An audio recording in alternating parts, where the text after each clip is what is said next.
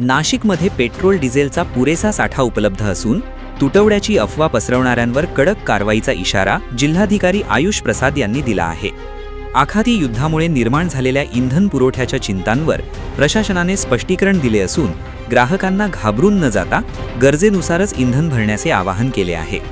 इंधनाचा तुटवडा नसल्यामुळे अफवांवर विश्वास न ठेवण्याचे आवाहन जिल्हाधिकारी आयुष प्रसाद यांनी केले आहे।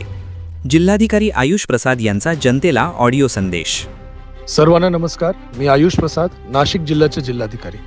मागच्या काही तासामध्ये सोशल मीडियावर असा एक अफवा पसरली की नाशिक जिल्ह्यामध्ये इंधनचा तुटवडा आहे।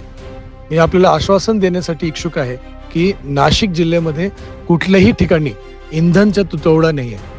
आपल्याकडे परिपूर्ण प्रमाणात इंधन उपलब्ध आहे आणि त्याची जो पुरवठा आहे ते रेग्युलरली चालू आहे।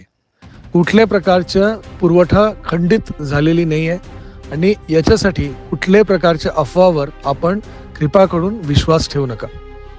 काही ठिकाणी मोठ्या प्रमाणात गर्दी होत असल्यामुळे आणि सर्व जो ग्राहक आहे पूर्ण त्याच्या गरजेपेक्षा जास्त इंधन खरेदी करत असल्यामुळे काही पेट्रोल पंपमध्ये इंधन संपण्याची शक्यता आहे। परंतु नाशिकमध्ये सर्व ऑइल मार्केटिंग कंपनीजकडून कंटिन्युअस सप्लाय चालू आहे। रेग्युलरली त्यांच्याकडे नवीन इंधनचा पुरवठा होत आहे आणि कुठल्याही प्रकारची तुटवडा इंधनाची आपल्याकडे नाही आहे।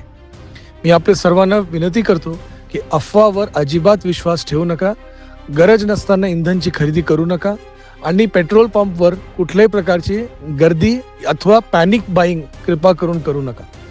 याच्यामुळे कुठल्याही प्रकारची अडचणी निर्माण होणार नाही याची विशेष दक्षता घ्या। मी सर्वांना विनंती करतो परत की अफवावर अजिबात विश्वास ठेवू नका।